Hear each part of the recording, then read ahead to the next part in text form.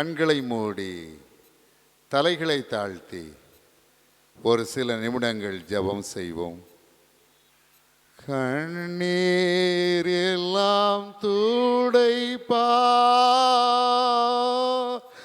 கண்மணி போல் காப்பா,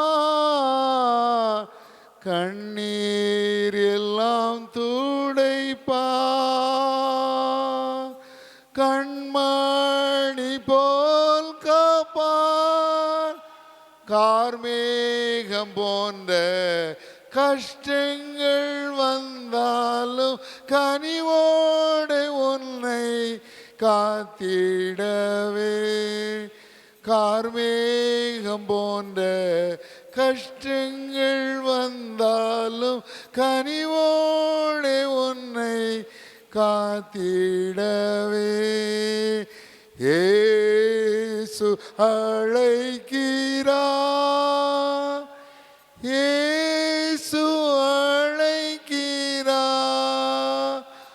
ஆவலை உன்னை தம் கரங்கள் நீட்டி இயேசு அழைக்கிறார், இயேசு அழைக்கிறார். வருத்தப்பட்டு பாரம் சுமக்கிறவர்களே, நீங்கள் எல்லாரும் என்னிடத்தில் வாருங்கள், நான் உங்களுக்கு இளைப்பாறுதல் தருவேன். என்னிடத்தில் வருகிறவனை நான் ஒருபோதும் புறம்பை தள்ளுவதில்லை. இதோ வாசற்படியில் நின்று தட்டுகிறேன். ஒருவன் என் சத்தத்தை கேட்டு கதவை திறந்தால் அவனிடத்தில் நான் பிரவேசித்து அவனோடே போஜனம் பண்ணுவேன், அவனும் என்னோடே போஜனம் பண்ணுவான். அன்பின் தகப்பனே, உடைய அழைப்பை நீர் கொடுக்கிறீர் சுவாமி. நாங்கள் உடைய பிள்ளைகளாக அந்த அழைப்புக்கு செவி சாய்த்து சமூகத்திலே வந்திருக்கிறோம். எங்களை சேர்த்து அணைத்து ஆசீர்வதித்தருளும். வந்த ஒருவராக வெறுமையாக திரும்பாமல் நிறைவாக ஆசீர்வதிக்கப்பட்டவர்களாய் இந்த இடத்தை விட்டு கடந்து செல்ல உடைய மேலான சந்தோஷத்தை, சமாதானத்தை உடைய உள்ளத்திலும் இல்லத்திலும் குடும்பத்திலும் பெற்றவர்களாய் இந்த இடத்தை விட்டு கடந்து செல்ல கிருபை செய்தருளும். ஆசீர்வதித்து அணைத்து அனுப்பியருளும். நன்றி இயேசு சுவாமி, நீர் அப்படி செய்கிற கிருபைகளுக்காய் நன்றி. உடைய திருப்பிரசனம் தேவாலயத்தை நிரப்புற அப்படின்னாலே நன்றி, நன்றி, நன்றி, நன்றி, கோடானு கோடி நன்றி, கோடானு கோடி நன்றி, கோடானு கோடி நன்றி.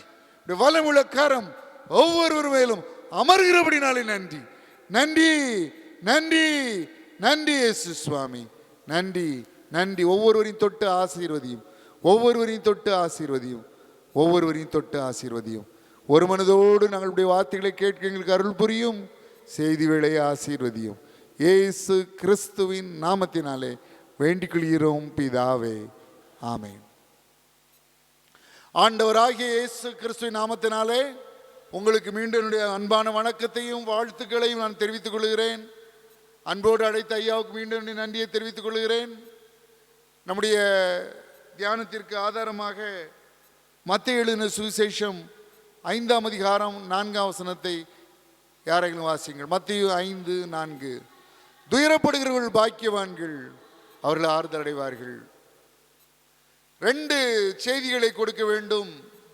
இந்த உபவாச ஜெபத்திலே துயரப்படுகிறவர்கள் பாக்கியவான்கள் என்ற தலைப்பிலும், மாலையிலே நடைபெற இருக்கிற கன்வென்ஷன் கூட்டத்திலே தேவனோடு நெருங்கிய வாழ்வு என்ற தலைப்பிலும் நான் செய்தி உங்களுக்கு கொடுக்கும்படி தேவனால் ஏவப்பட்டுள்ளேன். துயரப்படுகிறவர்கள் பாக்கியவான்கள், அவர்கள் ஆறுதல் அடைவர். மலை பிரசங்கத்திலே ஆண்டவர் ஒவ்வொருவராக பாக்கியவான்கள் என்று சொல்லிக்கொண்டே வரும் பொழுது இந்த இடத்திலே துயரப்படுகிறவர்கள் பாக்கியவான்கள் என்று சொல்லுகிறார். ஆண்டவர் ஆறுதல் செய்கிறவர். 2 கொரிந்தியர் 1ஆம் அதிகாரம் 3ஆம் 4ஆம் வசனங்களை ஆராயும் வாசியுங்கள். 2 கொரிந்தியர் 1ஆம் அதிகாரம் 3ஆம் 4ஆம் வசனங்கள்.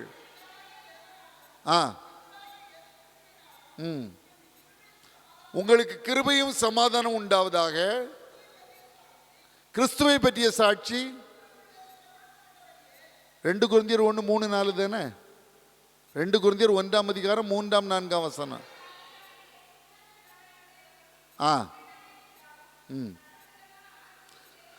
அவர் சகல விதமான ஆறுதலின் தேவனுமாயிருக்கிறவர் என்று அழைக்கப்படுகிறார். தொடர்ந்து 4வது வசனம்.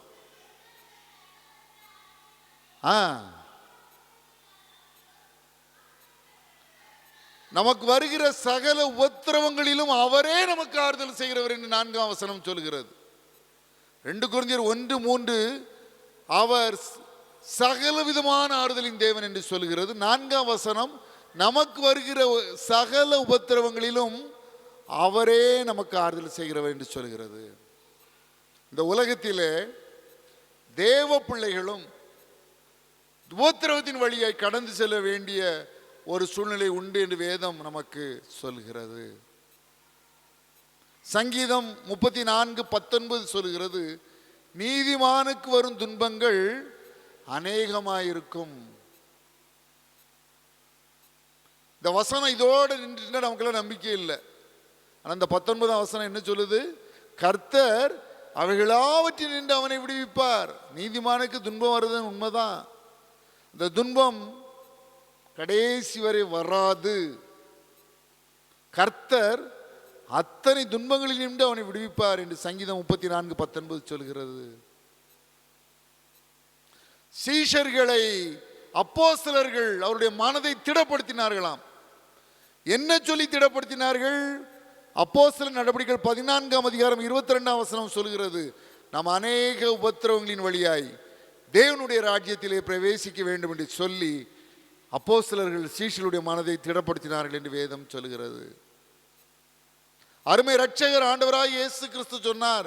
யோவான் எழுதின சுவிசேஷம் 16ஆம் அதிகாரம் 33ஆம் வசனத்திலே, இந்த உலகத்திலே உங்களுக்கு உபத்திரவம் உண்டு, ஆனாலும் திடன் கொள்ளுங்கள், நான் உலகத்தை ஜெயித்தேன் என்றார். உபத்திரவங்கள் மத்தியில் தான் தேவ பிள்ளைகள் வாழ வேண்டும். ஆனால் தேவன் அந்த உபத்திரவங்களில் நம்மை விடுவிப்பார், நம்முடைய துக்கத்தை சந்தோஷமாய் மாற்றுவார். இதுதான் நமக்கு வேதம் கொடுக்கின்ற ஆறுதலான வசனங்கள். உபத்திரவம் என்று சொன்ன பொழுது ஒரு மனிதனுடைய வாழ்க்கையிலே அவனுக்கு மிகுந்த உபத்திரவத்தை கொண்டு வருகிறது. அவன் செய்கின்ற பாவம் என்று வேதம் எச்சரிக்கை செய்கிறது. ஆதியாகமம் 4ஆம் அதிகாரம் 7ஆம் வசனம் சொல்கிறது, பாவம் வாசற்படியிலே படுத்திருக்கும். எண்ணாகமம் 32ஆம் அதிகாரம் 23ஆம் வசனம் சொல்கிறது, உங்கள் பாவம் உங்களை தொடர்ந்து பிடிக்கும் என்று சொல்லி. 1 யோவான் 5ஆம் அதிகாரம் 24ஆம் வசனம், சிலருடைய பாவங்கள் வெளியரங்கமாயிருந்து நியாய தீர்ப்புக்கு முந்திக் கொள்ளும், சிலருடைய பாவங்கள் அவர்களை பின்தொடரும் என்று சொல்கிறது. இந்த 3 வசனங்களையும் பாருங்கள். பாவம் வாசற்படியிலே படுத்திருக்கும் என்ற வசனமானாலும் சரி, உங்கள் பாவம் உங்களை தொடர்ந்து பிடிக்கும் என்ற வசனமானாலும் சரி, சிலருடைய பாவங்கள் அவர்களை பின்தொடரும் என்று சொல்லும் வசனமானாலும் சரி, இந்த 3 வசனங்களும் ஒரே காரியத்தை தான் சொல்கிறது. என்ன காரியம்? எந்த மனிதனும் பாவம் செய்துவிட்டு அது கொண்டு வருகின்ற தீமையான விளைவுகளிலிருந்து தப்பிக்க முடியாது. ஒரு மனிதனை அவன் செய்த பாவம் நிழல் போல தொடர்ந்து அவன் எங்கே சென்றாலும் பிடித்து அவனுக்கு தீமையான விளைவை விளைவித்து விட்டுதான் செல்லும் என்று சொல்லி யாக்கோபு வேதத்திலே நாம் பார்க்கிறோம். தன் தகப்பனை அவருடைய முதிர் வயதிலே ஏமாற்றினான். தன்னுடைய மூத்த மகன் என்று சொல்லி அவன் ஈசாக்கை ஏசா, நான் தான் ஏசா என்று பொய்யாக ஏமாற்றி ஆசீர்வாதத்தை பெற்றுக்கொண்டான்.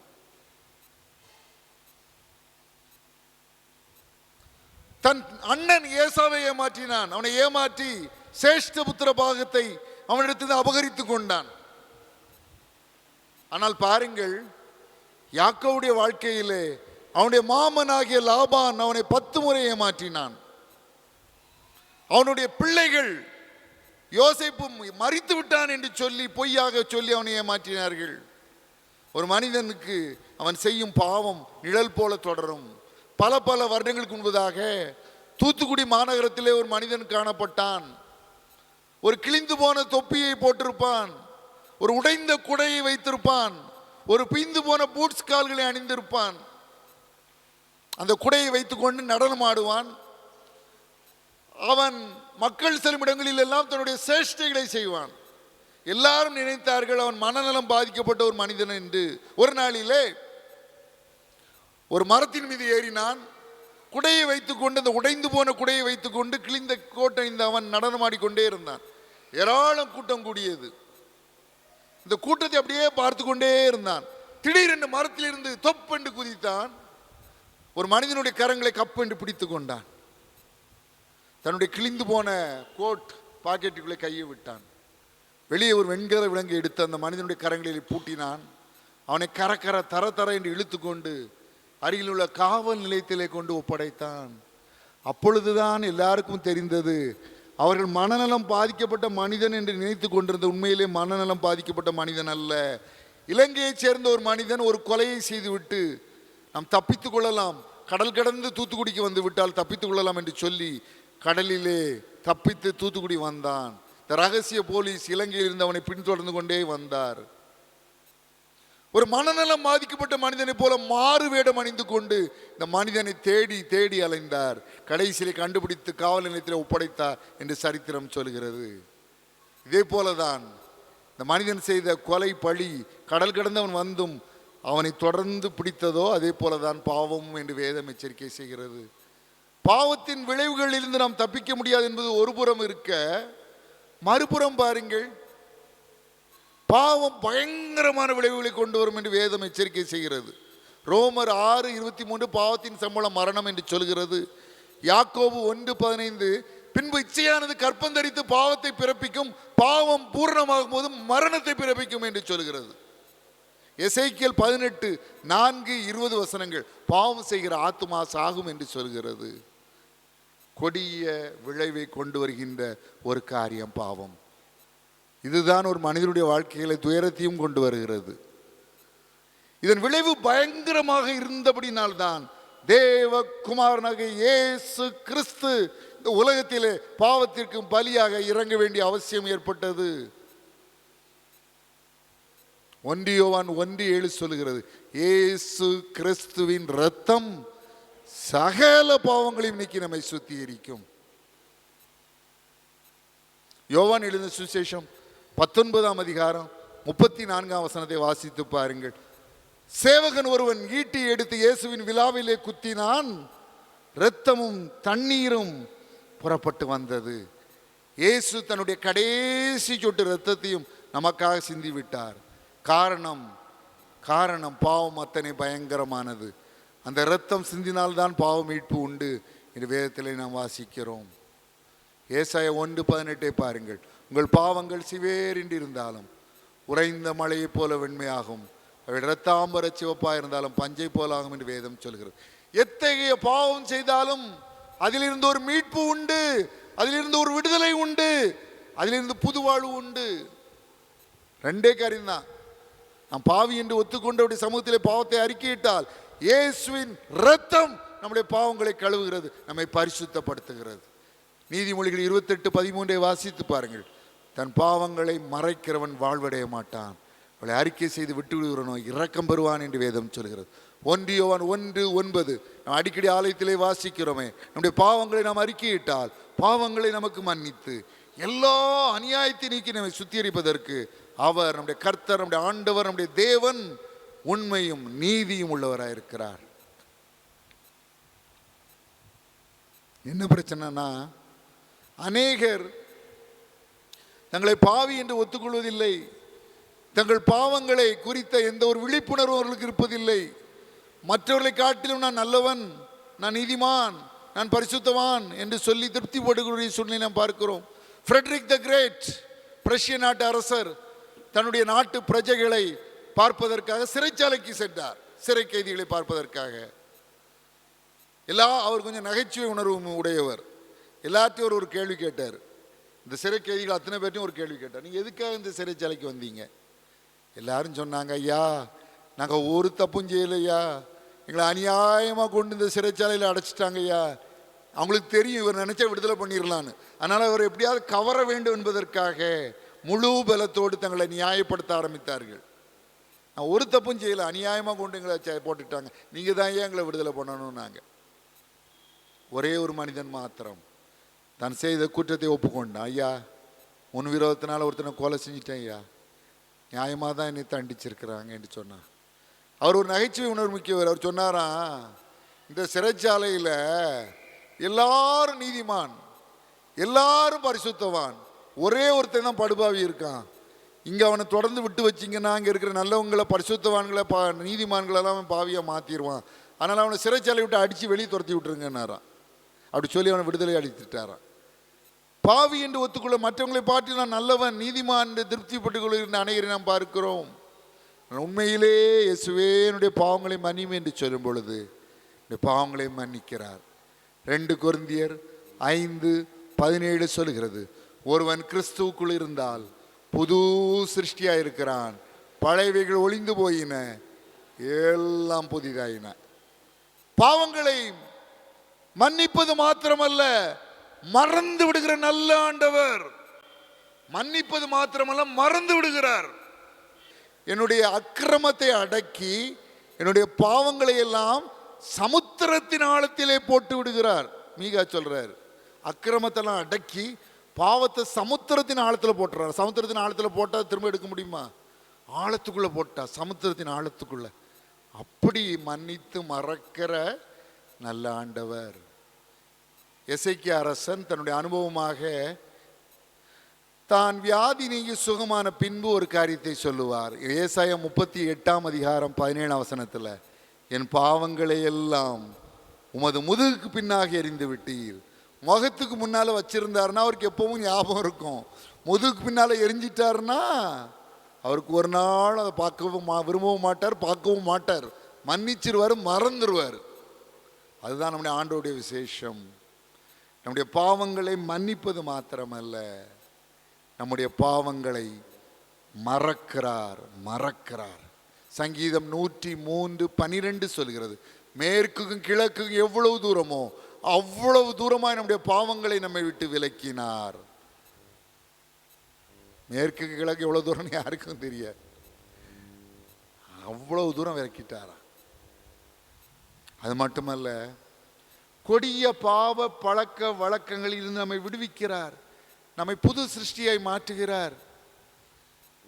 வேதம் சொல்லுகிறது, யோவான் எழுதின சுவிசேஷம் 8:32 சத்தியத்தை நீங்கள் அறிவீர்கள், சத்தியம் உங்களை விடுதலையாக்கும். யோவான் 8:36 குமாரனாகிய இயேசு கிறிஸ்து உங்களை விடுதலையாக்கினால் மெய்யாகவே விடுதலையாவீர்கள். 2 கொரிந்தியர் 3:17 சொல்கிறது, கர்த்தரே ஆவியானவர். கர்த்தருடைய ஆவி எங்கேயோ விடுதலையும் உண்டு. எனக்கு தெரிந்து ஒரு சார் டிராயிங் மாஸ்டராக வேலை பார்த்தாங்க, டிராயிங் டீச்சர். அவருக்கு 3 பெண் பிள்ளைகள் இருந்துச்சு, மனைவி இருந்தாங்க, நல்ல ஒரு குடும்பம். ஆனால் அந்த சார் எப்படியோ குடி பழக்கத்திற்கு அடிமையாகி ஒரு பெரிய குடிகாரராய் மாறி போனார். அதில் அவரால் விடுதலை பெறவே முடியல. குடிச்சிட்டாருன்னா மிருகமாயிருவார், மனைவியை அடிப்பார், 3 பெண் பிள்ளைகளையும் அடிப்பார். இந்த பெண் பிள்ளைகளுடைய வீடு, மாமா வீடு அதே ஊரில் இருந்துச்சு. இவர் அடித்த உடனே இந்த பிள்ளைகள் பயந்து போய் மாமா வீட்டில் போய் ஒளிஞ்சிக்கிடுவாங்க, மனைவி அண்ணன் வீட்டில் போய் ஒளிஞ்சிக்கிடுவாங்க. அந்த அளவுக்கு மோசமான ஒரு குடிகார மனிதனாக இருந்தார். எல்லாரும் இந்த மனுஷன் எங்கே திருந்துவானான்னு நினச்சாங்க. அப்போஸ்தலர் 16:31 சொல்கிறது, கர்த்தராகிய இயேசு கிறிஸ்துவை நீ விசுவாசி, சிங்குலரில் ஆரம்பிச்சிருக்கு. அப்பொழுது நீயும் உன் வீட்டாரும் ரட்சிக்கப்படுவீர்கள். ப்ளூரல்ல முடியுது பாருங்க. ஒரு மனிதனுடைய விசுவாசத்தின் நிமித்தமாக, ஒரு மனுஷனுடைய விசுவாசத்தின் நிமித்தமாக முழு குடும்பத்தையும் ரட்சிக்க இயேசுவால் முடியும். மனைவி கண்ணீரோடு ஜெபம் பண்ணாங்க. இந்த மனிதர் இயேசுக்கு தன்னுடைய உள்ளத்தை ஒப்பு கொடுத்தார். குடிப்பழக்கம் மாறியது. அது மட்டுமல்ல, ஒரு ஊழியக்காரரை மாறினார். ஆசிரியர் பணியை செய்துட்டு ஜெயிலில் மரண தண்டனை கைதிகள், ஆயுள் தண்டனை கைதிகள், கொலை குற்றவாளிகள் குடும்பமாக போய் பலரை கொலை செய்த ஒரு குடும்பம், இப்படி அநேக கொலை குற்றவாளிகள், ஆயுள் தண்டனை கைதிகள், மரண தண்டனை கைதிகள், யார் லேசில் சந்தித்து பேச முடியாத தனி கொட்டடின்ற இடத்துல அடைக்கப்பட்டவங்க, இவங்களெல்லாம் சந்தித்து இவர்களுக்கு இயேசுவின் அன்பை சொல்லி இயேசுவின் பிள்ளையாய் மாற்ற உன்னத ஊழியக்காரனாய் மாறி போனார். பாருங்க, ஆண்டவரால் இது இன்னும் முடியும், தேவனால் எல்லாம் கூடும். இன்னொரு மனிதர் இருந்தார், அவர் கட்டட தொழில் செய்கிறவர். அவருக்கே ஒரு கொஞ்சம் குடிப்பழக்கம் உண்டு. திடீர்னு காக்கா வலிப்பு நோய் அவருக்கு வந்துட்டு, பெரிய பெரிய கட்டடங்கள் மேலே இருந்து வேலை செய்வார், வலிப்பு வந்துடும், பொத்துன்னு கீழே விழுவார், உடம்பெல்லாம் காயம் ஏற்படும், வலி ஏற்படும். அந்த வலியை மறக்க குடிப்பார். அடிக்கடி இப்படி நடந்துச்சு. குடிச்சு அதில் ஒரு நாள் நல்லா குடிச்சு ரோட்டில் மயங்கி கிடக்காரு. ஒரு போதகருடைய மனைவி அந்த வழியாக வந்தாங்க. அவருக்கு நல்லா தண்ணி தெளித்து அவங்களுக்கு தண்ணி குடிக்க கொடுத்து ஆலயத்துக்கு அழைத்து சென்று சாப்பாடு கொடுத்து இயேசுவின் அன்பை பற்றி சொன்னார்கள். ஒரு நாள் 2 நாளில் பல மாதங்கள் விதமாய் சொல்லி வந்தார்கள். இயேசுவை அந்த மனிதன் ஏற்றுக்கொண்டார். ஆண்டவரை பாருங்க, அவரை பற்றி வேதம் அழகா ஒரு வசனம் சொல்லுது. எபேசியர் 3:20, நாம் வேண்டிக் கொள்கிறதற்கும் நினைக்கிறதற்கும் மிகவும் அதிகமாய் நமக்குள்ளே கிரியை செய்கிற வல்லமையின்படியே நமக்கு செய்ய வல்லவர். நம்ம வேண்டுதற்கும் அதிகமாக செய்வாராம். சாலமோன் ராஜா 1 ராஜாக்கள் 3ஆம் அதிகாரத்தில் 5ஆம் வசனத்தில் கிபியாவிலே கர்த்தர் சாலமோனுக்கு தரிசனமாகி நீ விரும்புகிறதை என்னிடத்தில் கேள்ன்றார். சாலமோன் ராஜா கேட்டது ஞானத்தை மட்டும்தான். ஆண்டவர் அதோடு நிற்கல, அவன் கேட்ட ஞானத்தையும் கொடுத்தாரு, அவன் கேளாத ஐஸ்வர்யத்தையும் மகிமையும் கொடுத்தார். அதே மாதிரி இந்த மனுஷனுடைய காக்கா வலிப்பு நோய் சுகமானது, குடிப்பழக்கம் நீங்கியது. இன்னைக்கு பாருங்க, வேதம் சொல்லுகிறது 3 யோவான் 2ஆம் வசனத்தில், பிரியமானவனே உன் ஆத்துமா வாழ்வது போல நீ எல்லாவற்றிலும் வாழ்ந்து சுகமாக இருக்க வேண்டுகிறேன். ஆண்டவருடைய குடிப்பழக்கத்திலிருந்து அவரை விடுவிச்சாரு. அவருடைய காக்கா வலிப்பு நோயை குணமாக்கினாரு. பொருளாதாரத்தில் அவர் ஆசீர்வதிச்சார். இன்னைக்கு அவருக்கு மாடி வீடு ஒன்று இருக்கு சொந்தமா. கட்டிட தொழிலாளி தான், மாடி வீடு சொந்தமா வச்சிருக்காரு. ஆண்டவருடைய அன்பை பாருங்கள். பாவங்கள் சாபங்கள் கோபங்கள் எல்லாம் பரிகரித்தாரே. ஆஹா, பாவங்கள் சாபங்கள் கோபங்கள் எல்லாம் பரிகரித்தாரே. தேவாதி தேவன் என் உள்ளத்தில் வந்து தேற்றியே விட்டாரே. தேவாதி தேவன் என் உள்ளத்தில் வந்து தேற்றியே விட்டாரே. என்ன என் ஆனந்தம், என்ன என் ஆனந்தம் சொல்லக்கூடாதே.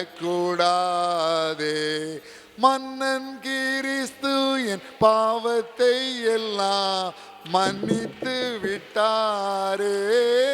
மன்னன் கிறிஸ்து என் பாவத்தை எல்லாம் மன்னித்து விட்டாரே. பாவம் கொண்டு வருகின்ற துயரத்திற்கு இயேசுவே மருந்து. மனிதனை பாவத்தில் இருந்து விடுவிக்கிறார், புது சிருஷ்டியாய் மாற்றுகிறார், கொடிய பாவ பழக்க வழக்கத்திலிருந்து விடுவிக்கிறார், மன்னிக்கிறார், மறக்கிறார். ஒரு மனிதனுடைய வாழ்க்கையில் நோய் நோய் வியாதி பலவீனம் உபத்திரவத்தை கொண்டு வருகிறதை வேதத்தில் நாம் வாசிக்கிறோம். ஆகவேதான் ஆண்டவராகிய இயேசு கிறிஸ்து இந்த உலகத்திலே மனிதனாக இருந்த பொழுது ராஜ்யத்தின் சுவிசேஷத்தை பிரசங்கித்தார். மனம் திரும்புங்கள், பரலோக ராஜ்யம் சமீபித்திருக்கிறது என்று சொன்னார். அதோடு அவர் நின்று விடவில்லை. மற்றொரு காரியத்தையும் இயேசு கிறிஸ்து இந்த உலகத்திலே மனிதனாக இருக்கும் பொழுது செய்ததை மத்தேயு 14ஆம் அதிகாரம் 14ஆம் வசனத்திலே வாசிக்க கேட்கலாம். மத்தேயு 14:14. இயேசு வந்து திரளான ஜனங்களை கண்டு மனதுருகி அவர்களில் வியாதியஸ்தர்களாக இருந்தவர்களை சொஸ்தமாக்கினார். இயேசு இந்த உலகத்திலே மனிதனாக இருந்த பொழுது வியாதியஸ்தர்களை கண்ட பொழுது மனதுருகினார், சொஸ்தமாக்கினார். வேதம் சொல்லுகிறது, எபிரேயர் 13ஆம் அதிகாரம் 8ஆம் வசனத்திலே, இயேசு கிறிஸ்து நேற்றும் இன்றும் என்றும் மாறாதவராயிருக்கிறார். மல்கியா 3ஆம் அதிகாரம் 6ஆம் வசனத்திலே, நான் கர்த்தர், நான் மாறாதவர் என்று சொல்கிறார். அப்படி என்றால் இயேசு கிறிஸ்து இன்றும் அவரிடத்தில் ஜெபிக்கிற தேவ பிள்ளைகளுக்கு வியாதிகளில் இருந்து விடுதலையை கொடுக்கிறார், நோய்களை குணமாக்குகிறார். அவர் பட்சபாதம் உள்ளவர் அல்ல. அப்போஸ்தலர் 10:34, கலாத்தியர் 2:6, ரோமர் 2:11 3 வசனங்களும் தேவன் பட்சபாதம் உள்ளவர் அல்ல என்று சொல்கிறது. தேவன் மாறாதவர், தேவன் பட்சபாதம் உள்ளவர் அல்ல என்றால் இன்றும் தேவன் நோய்களை குணமாக்குகிறார். பல வருடங்களுக்கு முன்பதாக நான் அப்பொழுது ஜான்ஸ் கல்லூரியில் வேலை பார்த்து கொண்டிருந்தேன் கேரியருடைய ஆரம்ப நாட்களில். அப்போ ஒரு சார் வந்திருந்தாங்க எங்களுடைய கல்லூரியில் புதிதாக வேலைக்கு. அப்போ தான் ஒரு செல்ஃப் ஃபைனான்சிங் காலேஜில் நீண்ட நாட்கள் வேலையை பார்த்து குறைந்த ஊதியத்தில் வேலையை பார்த்துட்டு அங்கே வந்திருந்தாங்க. அவங்களுக்கு காதுகளில் ஒரு பிரச்சனை வந்துச்சு. திருநெல்வேலியில் உள்ள எல்லா இஎன்டி ஸ்பெஷலிஸ்ட்டையும் கேட்டாங்க. எல்லாரும் சொன்னது ஆப்ரேஷன் பண்ணணும்னு. இது நடந்து கிட்டத்தட்ட 2003 இருக்கும் இல்லை 2004 இருக்கும், எக்ஸாக்டாக எனக்கு ஞாபகம் இல்லை.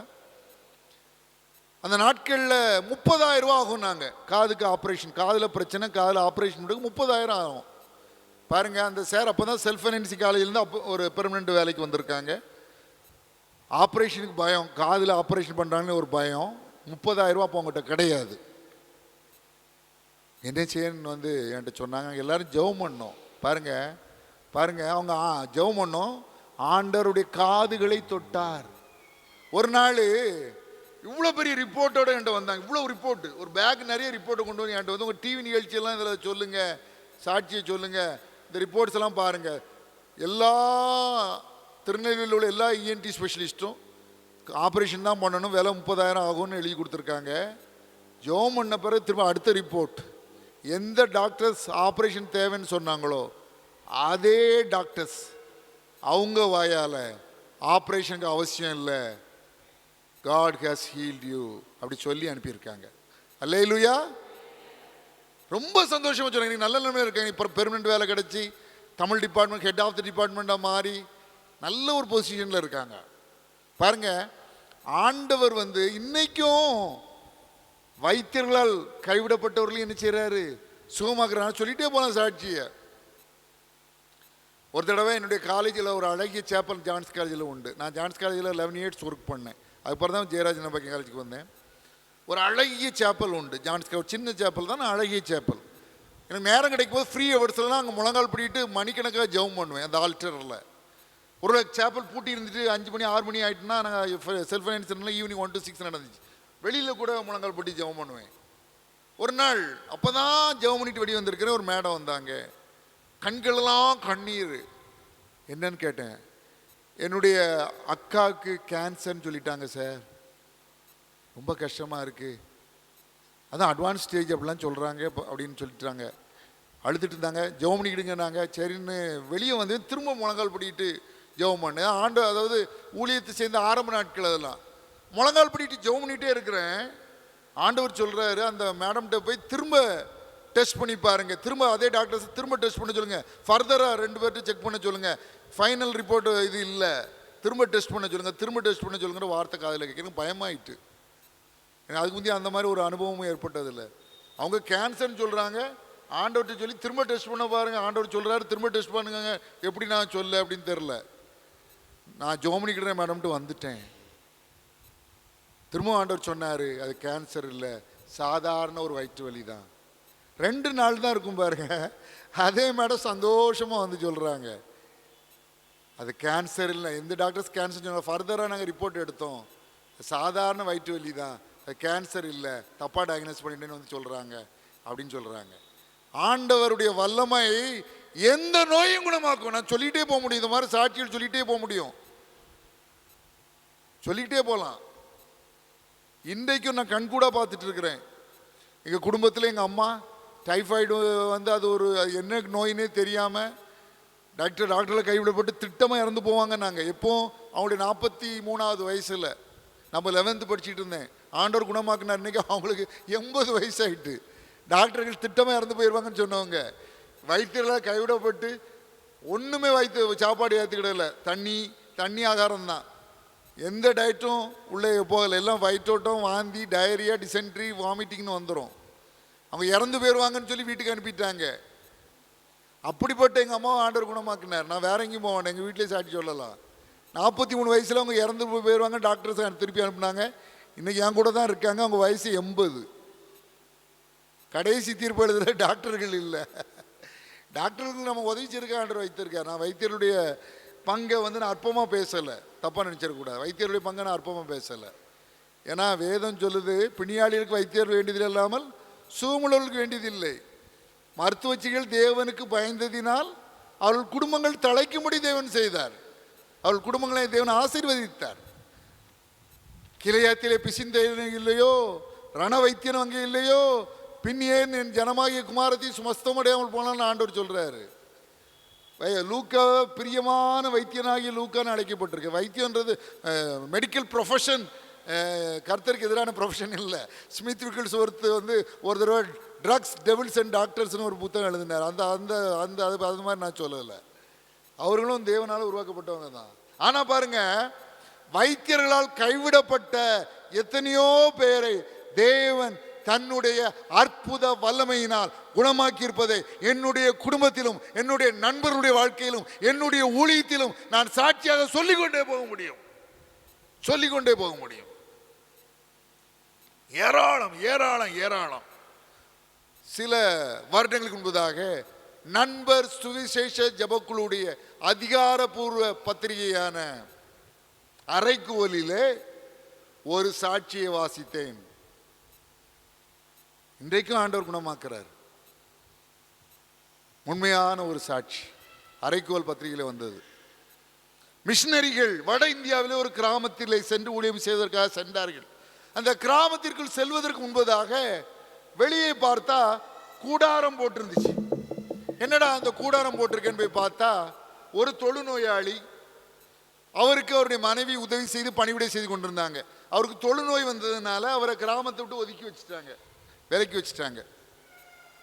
இங்க ஆண்டவருடைய அன்பை சொன்னாங்க, ஆண்டோடைய குணமளிக்கும் வல்லமையை சொன்னாங்க, அவர்களுக்காக ஜெபம் பண்ணாங்க. அந்த தொழுநோய் குணமாகியது. அந்த மனிதர் பர்னபாஸ் மால்தோ என்ற பெயரில் ஞானஸ்நானம் எடுத்தார். இந்த அற்புத சாட்சியை கண்ட முழு கிராமமுமே இயேசுவை ஏற்றுக்கொண்டது. அல்லேலூயா. சரித்திரத்திலே பதிவு செய்யப்பட்டிருக்கிற ஒரு சம்பவத்தையும் உங்கள் மத்தியிலே நான் பகிர்ந்து கொள்ள விரும்புகிறேன். அர்ஜென்டினா நாட்டில் ஜூவான் பெரோன் என்ற பெயரிலே ஒரு டிக்டேட்டர் இருந்தார். சரித்திரத்திலே ஒரு நீங்கள் வாசிக்கலாம். ஜூவான் பெரோன் வெறும் கொடிய சர்வாதிகாரி. கிறிஸ்தவனாலே பிடிக்காது, கிறிஸ்தவர்களை பிடிக்காது, ஊழியர்களை பிடிக்காது, ஊழியக்காரர்களை பிடிக்காது. அந்த நற்செய்திக்கு அர்ஜென்டினா நாட்டை பூட்டி வச்சிருந்தார். அமெரிக்க தேசத்தில் டாமி ஹிக்ஸ் என்ற ஊழியருக்கு ஆண்டவர் தரிசனமாகி, நீ அர்ஜென்டினா தேசத்துக்கு சென்று அங்கே சுவிசேஷம் அறிவினார். இந்த ஊழியர் புறப்பட்டு வராரு. அங்கே கூட்டம் நடத்துறதுக்கு ஜூவான் பெரோன்ட்ட பெர்மிஷன் வாங்கணும். பெர்மிஷன் கொடுக்கல. அந்த இடத்துல ஒரு அரசு அதிகாரி நொண்டிக்கிட்டே போகிறார். அவரை கூப்பிட்டு, என்னையா அவங்க காலில் என்ன பிரச்சனை? ஒரு விபத்துயா, அதான் என் கால் செயல் இழந்துட்டு, வாங்க ஏசு உங்களை குணமாக்குறார். ஜெபம் பண்ணுறாரு. இமீடியட்டாக அவருடைய கால் சுகமாயிட்டு உடனே அவர் ஜூவான் பெரோன்ட்ட ஒரு அப்பாயின்மெண்ட் வாங்கி கொடுக்காரு.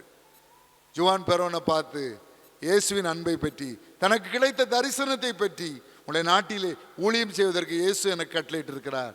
ஆகவே தயவு செய்து ஒரு அரங்கத்தை தாருங்கள், ஒரு உள் விளையாட்டு அரங்கத்தை தாருங்களாம் கேட்டு பார்க்குறாரு. முடியாதியா, நான் கொடுக்க மாட்டேன்றாரு. திரும்ப திரும்ப இயேசுவின் வல்லமை, இயேசுவின் ரட்சிப்பின் வல்லமை, இயேசுவின் குணமளிக்கும் வல்லமையெல்லாம் சொன்ன உடனே கடைசியில் அவர் சொல்கிறாரு, சார் அவருடைய பாதுகாவலர்கள் எல்லாரையும் அந்த இடத்த விட்டு போக சொல்லிடுறாரு. அவருடைய மெய்க்காப்பாளர்கள் அந்த இடத்த விட்டு போக சொல்கிறாரு. ஜூவான் பெரோன் அவருடைய ரூம் கதவை அடைச்சிட்டு அவருடைய கோட்டை கலத்துறாரு. உடம்பு எங்கே ஒரு கொடிய தோல்வியாதி. அதனால தான் அவர் யாரையும் ஃபோட்டோ எடுக்க விட மாட்டாராம். அந்த ஸ்கின் அஃபெக்ட் ஆகிடக்கூடாது, வெளியே தெரிஞ்சிடக்கூடாதுன்றக்காக ஃபோட்டோ எடுக்க அலோவ் பண்ண மாட்டாராம். அந்த தோல்வியாதி காமிச்சு, உன் இயேசுவால் இந்த ஸ்கின் டிசீஸை குணமாக்க முடியுமா? இந்த ஸ்கின் டிசீஸ் குணமாவதற்காக உலகத்தின் பல நாடுகளை சேர்ந்த வைத்தியர்களுக்கு வைத்தியம் பார்த்து விட்டார்கள், ஒன்றும் பயனளிக்கவில்லை. உன் இயேசுவால் என்னை சுகமாக்க முடியுமான்னு கேட்கிறார். இயேசு கட்டாயம் உங்களுக்கு சுகம் கொடுப்பான்னு சொன்ன டாமி ஹிக்ஸ் ஜுவான் பிரைஸுக்காக ஜெபம் பண்ணி, இயேசு கிறிஸ்துவின் வல்லமை நாமத்தினாலே உன் கொடிய தோல் நோய் குணமாவதாக ஜெபம் பண்ண அந்த நொடியிலே ஜுவான் பெரோனுடைய தோல் நோய் குணமாகியது. அல்லேலூயா. உடனே பாருங்க, ஒரு சின்ன ஒரு இண்டோர் ஸ்டேடியத்தை அவருக்கு கூட்டம் நடத்த அனுமதிக்கிறார். 10,000 பேர் வந்தாங்க. அந்த அடுத்தப்பல கூட்டம் காணலை, இன்னும் கொஞ்சம் பெரிய அரங்கத்தை கொடுத்தாங்க. 50,000 பேர் வந்தாங்க. கடைசியில் அந்த நாட்டிலே பெரிய ஃபுட்பால் ஸ்டேடியம் அங்கே டாமி ஹிக்ஸுக்கு கூட்டம் நடத்த கொடுத்தாரு. 1,10,000 பேர் வந்தாங்க. தேவனுடைய நாமம் அர்ஜென்டினா தேசத்திலே மகிமைப்பட்டது. இயேசு இந்து சுகம் கொடுக்கிறார். 2019 மே மாதம் 7ஆம் தேதி என்னுடைய பிறந்த நாள். அன்னைக்கு ஒரு 3:30 ஜெபம் பண்ணிட்டு பார்த்தேன், எல்லாரும் தூங்கிட்டு இருந்தாங்க. சரி நம்மளும் கொஞ்சம் நேரம் படுப்போம்னு 3:30 படுத்தேன். 7:30 வரைக்கும் தூங்கியிருக்கேன். எலும்புனே தடுமாறுச்சு. முதுகு வலி, தாங்க முடியாத முதுகு வலி. என்ன செய்யன்னு தெரில. பிறந்த நாள்ன்றனால எனக்கு ஆஸ்பத்திரி போகவும் மனம் இல்லை. கடைசியில் வலியோட என் மகனை ஜெபம் பண்ண சொன்னேன், வேதத்தை வாசிக்க சொன்னேன், மனைவியை வேதத்தை வாசிக்க சொன்னேன். வலி குறையில, ஆனாலும் ராத்திரி முழுவதும் தாண்டிட்டேன். பிறந்த நாள் அன்னைக்கு எப்படியாவது ஆஸ்பத்திரி போகக்கூடாதுன்னு. அடுத்த நாள் காலையில் பெல் ஆஸ்பத்திரிக்கு போனோம். கண்டிஷன் ரொம்ப மோசமாக இருக்குது, உடனே ஹை கிரவுண்டு கொண்டு போங்கன்ட்டாங்க. என்னுடைய இருதயம் நின்று போனது. இசிஜி இப்படி போக வேண்டியது ஃப்ளாட்டாக போக ஆரம்பிச்சு, ஹரிசாண்டலாக போக ஆரம்பிச்சது. என்னுடைய இருதயத்தில் ஷாக் வச்சு நின்று போன இருதயத்தை மீண்டும் செயல்பட வைத்தார்கள். அடுத்தது ஒரு வாரம் அங்கே இருந்தேன். திரும்ப ஏஞ்சல் ஆஸ்பத்திரி சாந்தினருக்கு வந்தோம். அங்கே உங்களுக்கு பிளாக் இருக்கான்னு டெஸ்ட் பண்ணணும், இன்னும் 10 விதமான பரிசோதனைகள் பண்ணணும், பிளாக் இருக்கான்னு ஆன்ஜியோ பண்ணணும். நான் ஜெபம் பண்ணும்போது 2 நாள் கனவின் மூலமாக ஆண்டவர் சொன்னார், உனக்கு 10 விதமான பரிசோதனை பண்ணணும்னு பயந்துட்டு இருக்காத, என்ன பரிசோதனை வந்தாலும் ரிசல்ட் பிளாக் இல்லைன்னு தான் வரும், தைரியமாக எத்தனை பரிசோதனைக்கு நீ ஒப்பு கொடுனார். 2 தடவை கனவின் மூலமாக ஆண்டவர் பேசினார். ஆண்டவர் கனவின் மூலமாக பேசுவார், ஆண்டவர் வேத வசனங்கள் மூலமாக பேசுவார். இன்னொரு நாள் நம்ம அதை பற்றி பேசுவோம். இன்றைக்கி நான் முடிஞ்சால் தேவனோடு நெருங்கிய வாழ்வுன்ற தலைப்பில் பேசும்போது இதை பற்றி உங்களுக்கு சில காரியங்களை சொல்கிறேன். தேவன் இன்று நம்மோடு பேசுகிறார், கனவின் மூலமாக பேசினார். 2 தடவை. எத்தனை பரிசோதனை பண்ணாலும் பயப்படாத, பிளாக் இருக்காதுனார். 10 விதமான பரிசோதனைகள் செய்யப்பட்டது. ஒரு கருவியை என்னோட உடம்புல பொருத்தி 24 மணி நேரமாக என் உடம்புல இது இருந்துச்சு. அப்படிலாம் ஒரு பரிசோதனை பண்ணாங்க, ஆன்ஜியோ பண்ணாங்க. ஆன்ஜியோ முடிஞ்சோடனே டாக்டர் கை குலுக்கினார், பிளாக் இல்லைன்னாரு, ஒரு பிளாக் கூட இல்லைனார். அல்லேலூயா. தேவ வல்லமை. எவ்வளோ நாள் நான் பயந்துகிட்டே இருந்தேன். ஏன் பயந்தேன்னா, எனக்கு ஆரம்பத்தில் உங்கள் ஹார்ட்டுக்கு பம்பிங் பவர் இல்லை, நீங்கள் 1/4 டம்ளர் தண்ணி தான் குடிக்கணும்னாங்க. நல்லா கவனிங்க, நம்ம நாட்டில் ஒரு பாட்டில் தண்ணி குடிக்கிற அளவுக்கு ஆண்டவர் உங்களை ஆரோக்கியமாக வச்சுருந்தா தேங்க்யூ ஜீசஸ் சொல்லிட்டு அந்த தண்ணியை குடிங்க. 2 காரணம். நிறைய பேருக்கு நம்ம நாட்டில் பாதுகாக்கப்பட்ட சுகாதாரமான குடிநீர் கிடையாது, ஒரு காரணம். 2வது காரணம், என்னைய மாதிரி பம்பிங் கண்டிஷனில் இருந்தவங்க, கிட்னி ப்ராப்ளத்தில் உள்ளவங்கெல்லாம் அளந்து ரேஷனாக தான் தண்ணி குடிக்கணும். Pumping condition 1/4 tumbler. அதுவும் பாருங்கள், கொடிய மே மாதம் எப்படி இருந்திருக்கும், கொடிய வெயில் காலம், நீ 1/4 டம்ளர் தண்ணி தான் குடிக்கணுன்ட்டாங்க. பிறகு அதெல்லாம் கடந்து அந்த 23 லெவலாக இருந்தது 70 ஆகிட்டு, கிட்டத்தட்ட 70க்கு வந்துட்டு. இப்போ நார்மலாக எல்லாம் சாப்பிட சொல்லியாச்சு. மாத்திரைகள் சாப்பிட்டுட்டு தான் இருக்கேன். நான் ஆண்டுடைய கிருபையினால் நான் மரணத்தின் பிடியிலிருந்து 3வது முறையாக, ஏற்கனவே 2 முறை மரணத்திலேருந்து நான் ஆண்டவர் விடுதலை தந்திருக்காரு. ஒரு முறை ஒரு ட்ரெயின் ஆக்சிடெண்ட், ஒரு முறை ஒரு மனிதன் மண்வெட்டி வச்சு ஃப்ரெண்ட்ஸுக்குள்ளே விளையாட்டு சண்டையில் கோவப்பட்டு மண்வெட்டியை மேலே வாங்கிட்டான், கழுத்து துண்டாக இருக்கணும். 2-3 தடவை ஆண்டபடி காப்பாற்றி இருக்கிறார். அவர் உன் அக்கிரமங்களை எல்லாம் மன்னித்து உன் பிராணனை அழிவுக்கு விலக்கி பாதுகாக்கிறார். சரியா? நோய்களை குணமாக்குறார். தேவ வல்லமை எப்பேற்பட்ட மனிதனையும் சுகமாக்க முடியும். ஆண்டவர் எப்படிப்பட்டவரா? யோபு 5:9, யோபு 9:10 சொல்லுது, ஆராய்ந்து முடியாத பெரிய காரியங்களையும் எண்ணி முடியாத அதிசயங்களையும் அவர் செய்கிறவர். மீகா 7:15 உன்னை அதிசயங்களை காண பண்ணுவேன் அப்படி நம்மளை உற்சாகப்படுத்துறவர். எரேமியா 32:27 இதோ நான் மாம்சமான யாவருக்கும் தேவனாகி கர்த்தர், என்னாலே செய்யக்கூடாத அதிசயமான காரியம் ஒன்றுண்டோ அப்படின்னு சொல்றாரு. சங்கீதம் 77:14 சொல்கிறது, அதிசயங்களை செய்கிற தேவ நீரே, ஜனங்களுக்குள்ளே உடைய வல்லமையை விளங்க பண்ணினீர். அற்புத தேவன். நோய் ஒரு மனிதனுடைய வாழ்க்கையில உபத்திரவத்தை கொண்டு வரும், ஆனால் அந்த நோய்க்கு பரிகாரம் தேவன்தான். வேதத்தில் பாருங்க, எத்தனை வாக்குத்தத்த வசனங்களை கொடுத்திருக்கிறார், எத்தனை வாக்குத்தத்த வசனங்களை கொடுத்திருக்கிறார். நோய் நேரத்தில், வியாதி நேரத்தில், கஷ்ட நேரத்தில் நமக்காக வேதம் சொல்லுகிறது. யாத்திராகமம் 15:26 ஆண்டவர் சொல்றாரா, நானே உன் பரிகாரியாகிய கர்த்தர், ஐ ஆம் த லார்ட் தட் ஹீலத் இன் ஆங்கிலத்தில் போட்டிருக்கு. இதுக்கு நேரடி அர்த்தம் என்ன? நான் உன்னை குணமாக்குகிற கர்த்தர். அவரே சொல்லிட்டாரு, நான் உன்னை குணமாக்குற கர்த்தர். அப்போ குணமாக்க போயிடுவாரா? யாத்திராமம் 23:25 அவர் உன் அப்பத்தையும் உன் தண்ணீரை ஆசீர்வதிப்பார், வியாதியை உன்னிலிருந்து விலக்குவேன். உபாகமம் 7:15 சொல்கிறது, கர்த்தர் சகல நோய்களையும் உன்னை விட்டு விலக்குவான்னு சொல்லி.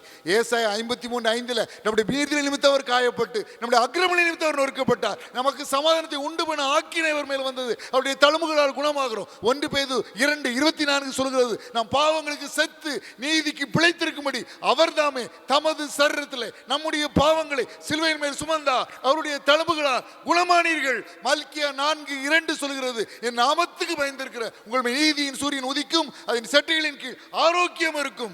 யாக்கோபு 5:15 சொல்கிறது, விசுவாசம் உள்ள ஜெபம் பிணியாளி ரட்சிக்கும். எரேமியா 30:17 நான் உனக்கு ஆரோக்கியம் வர பண்ணி உன் காயங்களை ஆற்றுவேன் சொல்றார். எரேமியா 33:6 நான் அவர்களுக்கு சௌக்கியமும் ஆரோக்கியமும் வர பண்ணி அவர்களை குணமாக்கி அவர்களுக்கு பரிபூர்ண சமாதானத்தையும் சத்தியத்தையும் வெளிப்படுத்த சொல்றார். சங்கீதம் 107:20 சொல்கிறது, அவர் தமது வசனத்தை அனுப்பி அவர்களை குணமாக்கி அவர்களை அழிவுக்கு தப்பு வைக்கிறார். நீதிமொழிகள் 4:20, 21, 22 வேத வசனம் அவளை கண்டுபிடிக்கிறவர்களுக்கு ஜீவனும் அவர் உடலுக்கெல்லாம் ஆரோக்கியமுமாம் என்று வேதம் சொல்கிறது. சங்கீதம் 91:10 சொல்கிறது, வாதை உன் கூடாரத்தை அணுகாது அணுகாது, வாதை உந்தன் கூடாரத்தை அணுகாது மகனே, பொல்லாப்பு நேரிடாது நேரிடாது மகளே, வாதை உந்தன் கூடாரத்தை அணுகாது மகனே, பொல்லாப்பு நேரிடாது நேரிடாது மகளே. இந்த உலகத்திலே பாவம் நோய் உபத்திரவத்தை கொண்டு வருகிறது. இந்த உலகத்திலே அன்றாட கவலைகள் நம்முடைய வாழ்க்கையிலே பிரச்சனையை கொண்டு வருது. ஆண்டவர் சொல்றாரு மத்தேயு 6:27 கவலைப்படுகிறதினால் உங்களில் எவன் தன் சரீர அளவோடு ஒரு முழத்தை கூட்டுவான். நான் பாருங்க, ஆண்டவருடைய பிள்ளைகளாக மாறிய பின்பு நம்முடைய வாழ்க்கையிலே பிரச்சனைகள் வந்தால் நம்முடைய உள்ளம் அதை ஏற்றுக்கொள்ள மறுக்கும். பாருங்க, நமக்கும் ஆண்டவருக்கு சம்பந்தம் இல்லாத நாட்களில் துன்பம் வந்துச்சுன்னா நம்ம என்ன நினைப்போம்? ஓ, எனக்கும் ஆண்டவருக்கு என்ன சம்பந்தம், நான் தான் கோயிலுக்கு சரியாக போகிறது இல்லையே, நான் தான் ஜெபமே பண்ணுறது இல்லையே, நான் தான் வேதம் வாசிக்கிறது இல்லையே, எனக்கும் ஆண்டவருக்கு என்ன சம்பந்தம், அதனால தான் எனக்கு கஷ்டம் அப்படின்னு நினச்சி நாமளே ஆறுதல் படுத்திக் கொள்வோம். ஆனால் ஆண்டவருடைய பிள்ளையாக மாறின பிறகு, பாவ வாழ்க்கையை விட்ட பிறகு, எப்பவும் ஜெபம் வேதம் வாசிப்பு ஆண்டவருடைய பிள்ளையா உத்தமமான பரிசுத்த வாழ்க்கை வாழ்ந்த பிறகு கஷ்டம் வந்துச்சுன்னா அதை உள்ளம் ஏற்க மறுக்கும். நம்ம நினைப்போம், முன்னால் எனக்கும் ஆண்டவருக்கு சம்மந்தம் இல்லை, அப்போ கஷ்டம் வந்துச்சு, இப்போ தான் ஆண்டவருடைய பிள்ளையாக மாறிட்டேனே, இப்போ தான் கோயிலுக்கு ஒழுங்காக போகிறேனே, இப்போ தான் எல்லா கூட்டங்களுக்கு ஒழுங்காக செல்றேனே, இப்போ தான் வேதத்தை ஒழுங்காக வாசிக்கிறேனே, இப்போ தான் ஜெபம் பண்ணுறேனே, இப்போ தான் ஒவ்வொரு நாளும் தேவனோடு தானே ஆரம்பிக்கிறேன், பின்ன ஏன் கஷ்டம்? தேவனுடைய வாழ்க்கையில் இந்த கேள்விகள் எழுவது யதார்த்தம். இதற்கு வேதம் ஏசாயா 63:9 2 விதமான பதில்களை அளிக்கிறது. ஏன் தேவனுடைய பிள்ளைகளுடைய வாழ்க்கையிலே துயரம் வருகிறது? ஏன் தேவனுடைய பிள்ளைகளுடைய வாழ்க்கையில துயரம் வரும்பொழுது தேவனுடைய பிள்ளைகளுடைய வாழ்க்கையில துயரம் வரும்பொழுது தேவன் என்ன செய்து கொண்டிருக்கிறார்? What is God doing when his people are suffering? தேவனுடைய வாழ்க்கையில கஷ்டம் வரும் பொழுது தேவன் என்ன செய்து கொண்டிருக்கிறார்? ஏன் என்ன செய்து கொண்டிருக்கிறார்? ஏசாயா 63:9 முதல் பாகத்தை யாராகிலும் வாசியுங்கள். அவருடைய எல்லா நெருக்கத்திலும் அவர் நெருக்கப்பட்டார். அப்போ ஆண்டோடைய பிள்ளையுடைய வாழ்க்கையில் கஷ்டம் வந்துச்சுன்னா முதல்ல அது யாருக்கு வருது? அவருடைய எல்லா நெருக்கத்திலும் அவர் நெருக்கப்பட்டார்னா தேவனுடைய பிள்ளையுடைய வாழ்க்கையில் கஷ்டம் வரும்போது முதலாவது அது யாருக்கு வருது? அவருக்கு வருது, தேவனுக்கு வருது, கர்த்தருக்கு வருது. அவருடைய எல்லா நெருக்கத்திலும் அவர் நெருக்கப்பட்டார். எப்போ அவர் நெருக்கப்படுறாரு பாருங்க, நல்லா கவனிக்கணும். மத்தேயு 28:20 இதோ உலகத்தின் முடிவு பரியந்தம் சகல நாட்களிலும் நான் உங்களுடைய கூட இருக்கிறேன். அப்போ தேவனுடைய பிள்ளையுடைய வாழ்க்கையில் எல்லா சூழ்நிலையிலும் யார் கூட இருப்பார்? தேவன் கூட இருப்பார். அதனால தேவ பிள்ளையுடைய வாழ்க்கையில் கஷ்டம் வரும்பொழுது முதலாவது அது யாரை தாக்குது? தேவனை தாக்குது. அல்லது இன்னொரு பறையில் சொல்ல போனால் தேவ பிள்ளையுடைய வாழ்க்கையில் துயரம் வரும் பொழுது அவர்களோடு இருக்கும் தேவனை தாண்டி தான் அது அவர்களை தொட முடியும். அதனால சகரியா 2:8 ஆண்டவர் சொல்றாரு, உங்களை தொடுகிறவன் அவருடைய கண்மணியை தொடுகிறான். கண்ணுக்குள்ள பாதுகாப்பா இருக்கிறது கண்மணி, கண்ணுக்குள்ள பாதுகாப்பா இருக்கிறது. அப்ப அவரை தொடுற அவர் நம்மளை தொடுறது அவருடைய கண்மணியை தொடுவதற்கு சமம். அதனால ஆண்டவர் சொன்னார் ஏசாயா 41:10, நீ பயப்படாதே, நான் உன்னுடனே இருக்கிறேன், திகையாதே, நான் உன் தேவன், நான் உன்னை பலப்படுத்தி உனக்கு சகாயம் பண்ணுவேன், என் நீதியின் வலதுகரத்தினால் உன்னை தாங்குவேன். நான் உன் கூட இருக்கேன்ப்பா.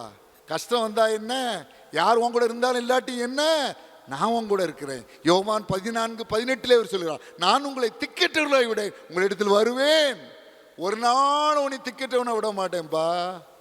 எத்தனை கஷ்டம் வந்தானே, யார் உன் கூட இருந்தானே இல்லாட்டி என்ன, நீ நம்புனவங்க, நீ உன் கூட கடைசி வரைக்கும் இருக்கிறவங்க இருப்பேன்னு நினைச்சவங்க எல்லாம் போயிட்டாலும் நான் உன் கூட இருக்கிறேன். தந்தை தாய் தமையர் எல்லாம் என்னை கைவிடுவார்கள், சாகும் நாளில் தாங்குவார், நீரல்லால் யாரும் இல்லை, சாகும் நாளில் தாங்குவார், நீரல்லால் யாரும் இல்லை, பாவத்தின் பாரத்தினால் தவித்திடும் பாவி என்னை நின் கிருபை பிரவாகத்தா தேற்றிடும் இயேசுநாதா, நின் கிருபை பிரவாகத்தா தேற்றிடும் இயேசுநாதா. நம்முடைய கஷ்ட நேரத்தில் நம்ம கூட இருக்காரு. யார் நம்ம விட்டு விலகினாலும் விலகாட்டியும், யார் நம்ம கூட இருந்தாலும் இல்லாட்டியும், யார் நம்மளை கைவிட்டாலும் கைவிடாட்டியும் அவர் ஒரு நாள் நம்மை கைவிடுவதில்லை. நான் உன்னை விட்டு விலகுவதும் இல்லை, உன்னை கைவிடுவதும் இல்லை. யோசுவா 1:5, எபிரேயர் 13:5 ஆண்டவர் சொல்றார். பாருங்க, ஆதியாகமம் 39ஆம் அதிகாரத்தில் போத்திபாருடைய அரண்மனைக்கு யோசேப்பு ஒரு அடிமையாக வருகிறான். அடிமைன்னா வேலையாளுடைய வேலையை விட கேவலம்.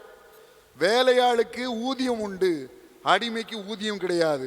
வேலையாளை நீங்க தொட முடியாது, அடிமையை சவுக்க வச்சு அடிச்சு அடிச்சு வேலை வாங்கலாம். வேலையாளுக்கு இங்கே ஓய்வு கொடுக்க வேண்டும், அடிமைக்கு ஓய்வு கொடுக்க வேண்டும் என்று அவசியம் இல்லை. வேலையாளுக்கு விடுமுறை நாட்கள் உண்டு, அடிமைக்கு விடுமுறை நாட்கள் கிடையாது. அவ்வளவு இழிவான ஒரு நிலைமை. ஆனால் ஆதியாகமம் 39ஆம் அதிகாரம் 2, 3 வசனங்கள் சொல்கிறது, அவ்வளவு இழிவான நிலைமையில் இருந்த அந்த யோசேப்போடு கர்த்தர் இருந்தார் என்று சொல்லி. அவன் அவருடைய பிள்ளை அடிமையா இருந்தா என்ன, தாழ்வான நிலைமையில் இருந்தா என்ன, அவன் கூட இருப்பார். அவன் அவருடைய பிள்ளையா இருந்தானா அவன் கூட இருக்க அவர் என்ன செய்ய மாட்டார், வெட்கப்பட மாட்டார். வாழ்க்கையிலே போத்திபாருடைய அரண்மனையிலே ஒரு சோதனை வருகிறது. ஆதியாகமம் 39ஆம் அதிகாரம் 9ஆம் வசனத்திலே, நான் இத்தனை பெரிய பொல்லாங்குக்கு உடன்பட்டு தேவனுக்கு விரோதமாக பாவம் செய்வது எப்படி என்று சொல்லி தன்னை பரிசுத்தமாய் காத்து கொண்டான். விளைவு சிறைச்சாலையில் அடைக்கப்படுகிறான். என்ன நடக்கு பாருங்க.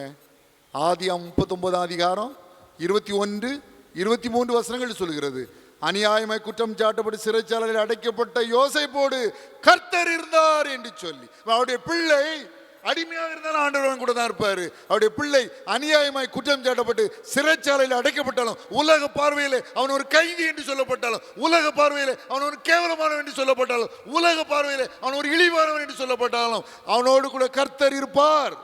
அவருடைய பிள்ளையாய் மாத்திரம் இருந்தால் போதுமானது. சங்கீதம் 136:23 சொல்கிறது, நம்முடைய தாழ்வில் நம்மை நினைத்தவரை துதியுங்கள், அவர் கிருபை என்று உள்ளது. நம்முடைய தாழ்விலே நம்ம நினைக்கிறவர். வாழ்வு காலத்துல நம்ம நினைக்கிறதுக்கு 1000 பேர் வருவாங்க. நம்ம நல்லா இருக்கும் போது நான் உனக்கு சொந்தம்னு சொல்லிட்டு வர்றதுக்கு கோடி பேர் இருப்பாங்க. ஆனா நம்முடைய தாழ்வுல நம்ம நினைக்கிறது ஆண்டவர் ஒருவரே, ஒருவரே, ஒருவரே. தானியேல் 3ஆம் அதிகாரத்திலே மகா ராஜாவாகிய சக்கரவர்த்தியாகிய நேபுகாத்நேச்சார் ஒரு பொற்சிலை நிறுவி தன்னுடைய குடிமக்கள் அதை வணங்கும்படி கட்டளை கொடுக்கிறார். எல்லாரும் வணங்குகிறார்கள். தேவபிள்ளைய சாத்ராக், மேஷாக், ஆபேத்நேகோ, நாங்கள் ஆராதிக்கிற கர்த்தர் தேவன் எங்களை தப்புவிக்க வல்லவராய் இருக்கிறார். தப்புவாமற் போனாலும் நீர் செய்வித்த இந்த சிலையை நாங்கள் வணங்குவதில்லை என்று சொன்ன பொழுது ராஜா கடுங்கோபம் கொள்ளுகிறான். மற்றவர்களை காட்டிலும் இவர்களுக்கு 7 மடங்கு அதிகமாக அக்கினி சூடாக்கப்படுகிறது. அவர்களை கொண்டு அக்கினி சூளையிலே போட சென்றவர்கள் கூட அந்த அக்கினியிலே கருகி சாம்பலாகி விடுகிறார்கள். ஆனால் தானியேல் 3ஆம் அதிகாரம் 25ஆம் வசனம் சொல்கிறது, தேவ பிள்ளைகளாகிய சாத்ராக் மேஷாக் ஆபேத்நேகோவோடு தேவகுமாரன் அக்னியிலே உலவினார். அக்கினி அவர்களை சேதப்படுத்தாத வண்ணம் காத்து கொண்டார். தேவனுடைய வாழ்க்கையை பாருங்கள். வாழ்க்கையில பிரச்சனை வரும்போதெல்லாம் தேவனர்களை விட்டு விலகவில்லை. எவ்வளவு பெரிய பிரச்சனையா இருந்தாலும் சரி, அவன் அடிமையா இருந்தாலும் கூட இருப்பாரு. அவன் அநியாயமா குற்றஞ்சாட்டப்பட்டு சிறைச்சாலை அடைக்கப்பட்டாலும் அங்கேயும் ஆண்டவர் வருவாரு. அவனை தூக்கி அக்னியில போட்டா அங்கேயும் ஆண்டவர் வந்துடுவார். மகனே, நான் உன்னோடு இருக்கிறேன், நான் உன்னை விட்டு விலகுவதும் இல்லை, உன்னை கைவிடுவதும் இல்லை என்பார். சங்கீதக்காரனுடைய அனுபவத்தை பாருங்கள். சங்கீதம் 23:4, நான் மரண இருளின் பள்ளத்தாக்கிலே நடந்தாலும் பொல்லாப்புக்கு பயப்படேன், தேவரீர் என்னோட கூட இருக்கிறீர். 2 காரியம் அதில் நம்ம யோசிக்கணும். மரண இருளின் பள்ளத்தாக்கில் நடக்கிற யாரு கூடயாவது நம்ம சேர்ந்து நடக்க விரும்புவோமா? ஒரு மனுஷன் நம்ம மரண இருளின் பள்ளத்தாக்கில் நடக்கானா கூட வருவோமா? கூட நம்ம நடக்க விரும்புவோமா? காலையில் வாக்கிங் போகிறேன் கூட வாங்கன்னா நம்ம ஜாலியாக சேர்ந்து பேசிக்கிட்டே நடப்போம். நம்ம மரண இருளின் பள்ளத்தாக்கில் நடக்கும்போது கூட வாப்பானா ஒருத்தரும் வரமாட்டாங்க, பயப்படுவாங்க. நம்மளையும் அந்த மரணம் பிடிச்சிருமோன்னு பயப்படுவாங்க, நம்மளும் மறித்துருவோமோன்னு பயப்படுவாங்க. ஆனால் ஆண்டவரை பாருங்கள், மரண இருளின் பள்ளத்தாக்கில் நம்மோடு கூட இருப்பார். அது மாத்திரமல்ல, அந்த மரண இருளின் பள்ளத்தாக்கு நம்மை சேதப்படுத்தாத வண்ணம் நம்மை காத்துக்கொள்வார்.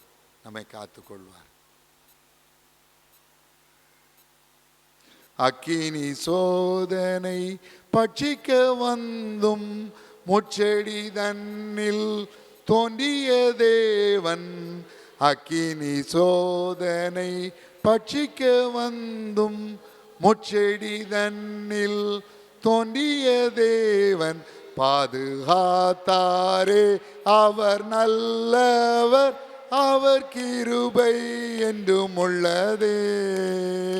பாதுகாத்தாரே அவர் நல்லவர், அவர் கிருபை என்றும் உள்ளதே.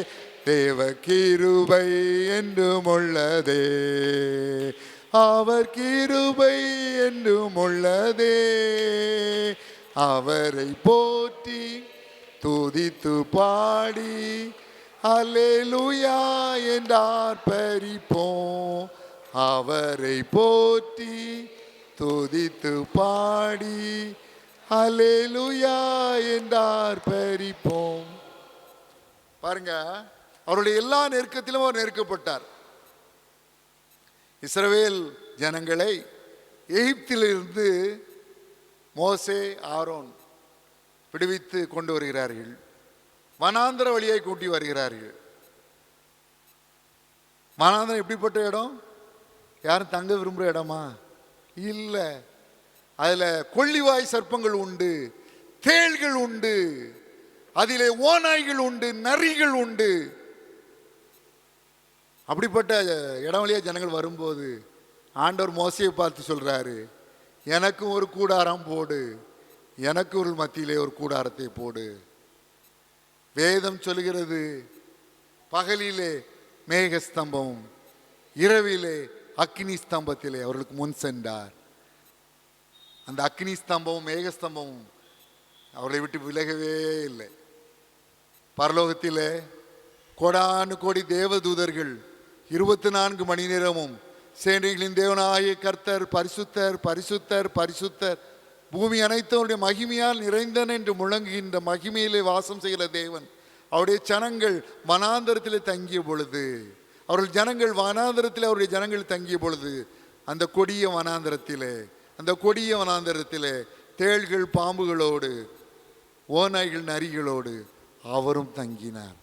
அவருடைய எல்லா நெருக்கத்திலும் அவர் நெருக்கப்பட்டார். அப்போஸ்தலர் 9ஆம் அதிகாரத்திலே சவுல் தேவ பிள்ளைகளை துன்பப்படுத்துவதற்கு அதிகாரங்களை பெற்றுக்கொண்டு தமஸ்குவை நோக்கி விரைந்து வருகிறான். சடுதியிலே வானத்திலிருந்து ஒரு ஒளியின் மூலமாக தேவனோடு இடைப்படுகிறார். அவனை பார்த்து, சவுலே சவுலே, நீ ஏன் என்னுடைய பிள்ளைகளை துன்பப்படுத்தினான்னு அவர் கேட்கல. அப்போஸ்தலர் 9:5, சவுலே சவுலே, நீ ஏன் என்னை துன்பப்படுத்தினாய்? நீ என்னை துன்பப்படுத்தினாய், என்னுடைய பிள்ளைகளை அல்ல. என்னுடைய பிள்ளைகளை துன்பப்படுத்துவது என்னை துன்பப்படுத்துவதற்கு சமம் என்று சொல்லுகிறார். அதனாலதான் என்னுடைய பிள்ளைகளை ஏன் துன்பப்படுத்தினான்னு கேட்கல, ஏன் என்னை துன்பப்படுத்தினான்னு கேட்கிறார். தேவனுடைய வாழ்க்கையில் தேவன் துயரம் வரும் பொழுது தனியா அந்த துயரத்தில் ஆண்டவர் ஒரு நாள் உங்களை விட மாட்டார். பாருங்க, இந்த இடத்துல இந்த விளக்கு இருக்கு, இந்த இடத்துல இந்த விளக்கு இருக்குது உண்மை. ஒருவேளை இங்கே கரண்ட் போயிட்டு அமாவாசை நில ஒளியும் இல்லை அப்படின்னா அந்த விளக்கு நம்ம பார்க்க முடியுமா? கரண்ட் இல்லை, அமாவாசை, நில ஒளியும் இல்லை, ஒரு ஒளியும் இல்லை, கார் இருள்னா அந்த கரண்ட் இந்த விளக்கு நம்மளால் பார்க்க முடியுமா? பார்க்க முடியாது. அதுக்கு விளக்கு இருக்கிறது பொய்யாயிருமா? விளக்கு இருக்கிறது பொய்யாகுமா? இல்லை, அந்த இடம் அதில் தான் இருக்குது. ஒருவேளை கஷ்டங்கள் வரும்பொழுது தேவ பிரசனத்தை உணர முடியாமல் தேவ பிள்ளைகள் தவிக்கலாம். தேவனே நீர் எங்கே சென்றீர், உண்மை எங்கே சென்று பார்க்கலாம், யோபு மாதிரி கதறலாம். நான் அவர் எங்கே சென்று சந்திக்கலாம், யோபு மாதிரி கதறலாம். ஆனால் அவருடைய பிரசனம் இருப்பது உண்மை, அவருடைய வலதுகை நம்மை பிடித்திருப்பது உண்மை. அதனால தான் எத்தனையோ கஷ்டங்கள் வந்துச்சு, நம்ம மாண்டு போகலையே. எத்தனையோ பிரச்சனைகள், போராட்டம் வந்துச்சு, நம்ம மீழ்ந்து போகலையே, இன்னும் உயிரோடு இருக்கோமே. நம் நிர்மூலமாக இருக்கிறது கர்த்தருடைய கிருபையே. அவருடைய இரக்கங்களுக்கு முடிவில்லை, முடிவில்லை, முடிவில்லை. தேவ பிள்ளையுடைய வாழ்க்கையிலே துயரம் வரும் பொழுது அவருடைய எல்லா நெருக்கத்திலும் அவர் நெருக்கப்பட்டார். இன்னொரு காரியத்தையும் துயரம் வரும்போது ஆண்டவர் செய்கிறார். அதே ஏசாயா 63:9 பின்பகுதியை யாராயினும் வாசியுங்கள். ஏசாயா 63:9 பின்பகுதி. அவர் தமது அன்பின் நிமித்தமும் தமது பரிதாபத்தின் நிமித்தமும் அவர்களை மீட்டு பூர்வ நாட்களில் எல்லாம் அவர்களை தூக்கி சுமந்து வந்தார். தேவ பிள்ளையுடைய வாழ்க்கையில துயரம் வரும் பொழுது அந்த துயரம் அவர்களை தாக்கி விடாதவாறு, அந்த துயரம் அவர்களை வீழ்த்தி விடாதவாறு, அந்த துயரம் அவர்களை நொறுக்கி விடாதவாறு, அந்த துயரம் அவருடைய உயிரை பறித்து விடாதவாறு அவர்களை தூக்கி சுமந்து செல்கிறாராம். உபாகமம் 1:31 சொல்கிறது, ஒரு மனிதன் தன் பிள்ளையை சுமந்து கொண்டு போவது போல நீங்கள் வருகிற இவ்விடத்து வரைக்கும் நீங்கள் சென்ற வழிகள் எல்லாவற்றிலும் உங்கள் தேவனாய் கர்த்தர் உங்களை சுமந்து கொண்டு வந்ததை கண்டீர்களே. அப்போ என்ன செய்கிறாராம்? அந்த துயரம் வரும்பொழுது அது நம்மை தாக்கி விடாதவர் தூக்கி சுமந்து செல்கிறாராம். ஃபுட் பிரிண்ட்ஸ் ஆன் சாண்ட் என்ற ஒரு அழகிய கவிதை உண்டு. இதில் ஒரு சம்பவம் சொல்லப்பட்டிருக்கிறது. ஒரு பக்தனுக்கு முன்பதாக 2 பாதைகள் காட்டப்பட்டதாம். ஒன்று நல்ல பாதை, இன்னொன்று கல்லும் முள்ளும் நிரம்பிய கரடு முரடான பாதை. நல்ல பாதையிலே 2 ஜோடி காலடி தடம் காணப்பட்டதாம். ஆனால் கல்லும் முள்ளும் நிரம்பிய கரடு முரடான பாதையிலே ரத்தம் தோய்ந்த ஒரே ஒரு ஜோடி காலடி தடம் தான் காணப்பட்டதாம். இதை கண்ட பக்தனுடைய உள்ளம் அதிகமாக சோர்ந்து போனதாம். அவன் சொன்னானாம், ஆண்டவரே நல்ல பாதையில் என்னோடு நடந்து வந்திருக்கிறீர், 2 ஜோடி காலடி தடம், ஒன்று என்னுடையது, ஒன்று உம்முடையது. ஆனால் கல்லும் முள்ளும் நிரம்பிய கரடு முரடான பாதையிலே என்னை தனியே தவிக்க விட்டு சென்று விட்டீரே. நான் தனியே சென்று என் கால்களை கிழித்து விட்டது இந்த முட்கள், ரத்தம் தோய்ந்த ஒரு காலடி தடம் நான் சொன்ன போல ஆண்டவர் சொன்னாராம், மகனே அப்படி அல்ல, நல்ல பாதையிலே உன்னோடு நடந்து வந்தேன். கல்லு முள்ளும் நிரம்பிய கரடு முரடான பாதையிலே இந்த கற்களும் முட்களும் உன்னை தாக்கி விடாதவாறு உன்னை தூக்கி கொண்டு நான் நடந்தேன். நீ பார்க்கிற ரத்தம் தோய்ந்த காலடி தடம் உன்னுடையது அல்ல, உன்னை தூக்கி கொண்டு நடந்த என்னுடையது. அந்த கற்களும் முட்களும் உன்னை தாக்கக்கூடாது என்பதற்காக உன்னை தூக்கி வைத்துக் கொண்டேன். அந்த கற்களும் முட்களும் என்னுடைய கால்களை தாக்கி அதனால் ரத்தம் வழிந்தது என்று சொன்னாராம். தேவன் நம்மை தூக்கி சுமந்து செல்கிறார்.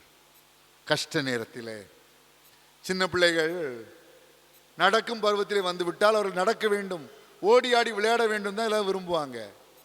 ஆனால் இந்த பிள்ளை வியாதியினால் பலவீனப்பட்டு இருக்குமானால் யாராக அந்த பிள்ளைகளை நடக்க விடுவார்களா? எப்பவும் தூக்கி வச்சுட்டே தான் இருப்பாங்க. அதே மாதிரி ரோட்டில் விளையாடிட்டு இருக்கும்போது ஒரு குறுக்க ஒரு லாரி ஓடி வந்து வேகமாக வந்துச்சுன்னா, ரோட்டில் பிள்ளை விளையாடிட்டு இருக்கு, குறுக்க ஒரு லாரி வேகமாக வந்துச்சுன்னா அந்த பிள்ளைய விளையாட விட்டு வேடிக்கை பார்ப்பாங்களா?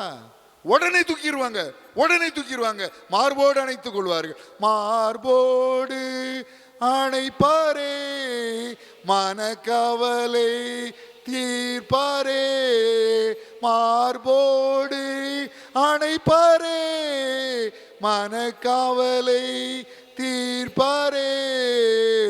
ஒரு தாய் தேற்றுவது போல் என் நேசர் தேற்றுவார். ஒரு தாய் தேற்றுவது போல் என் நேசர் தேற்றுவார். ஏசாயா 49:15 சொல்லுகிறது, ஸ்திரீயானவள் தன் கற்பத்தின் பிள்ளைக்கு இறங்காமல் அவர் தன் பாலகனை மறப்பாளோ? அவர்கள் மறந்தாலும் நான் உன்னை மறப்பதில்லை. ஏசாயா 66:13 சொல்லுகிறது, ஒருவனை அவன் தாய் தேற்றுவது போல நான் உங்களை தேற்றுவேன், நான் உங்களை தேற்றுவேன். கடைசியா நம்முடைய வாழ்க்கையில் ஒரு கேள்வி எழுது. எவ்வளவு காலம் இந்த துயரம், எவ்வளவு காலம் இந்த கஷ்டம்? ஆண்டவர் என் கூட இருக்குது உண்மைதான். துயர நேரத்தில் ஆண்டவர் என் கூட இருக்குது உண்மைதான். துயர நேரத்தில் நீ தூக்கி சுமக்கிறது உண்மைதான். ஆனால் எவ்வளவு காலம் நான் பாட அனுபவிக்கணும்?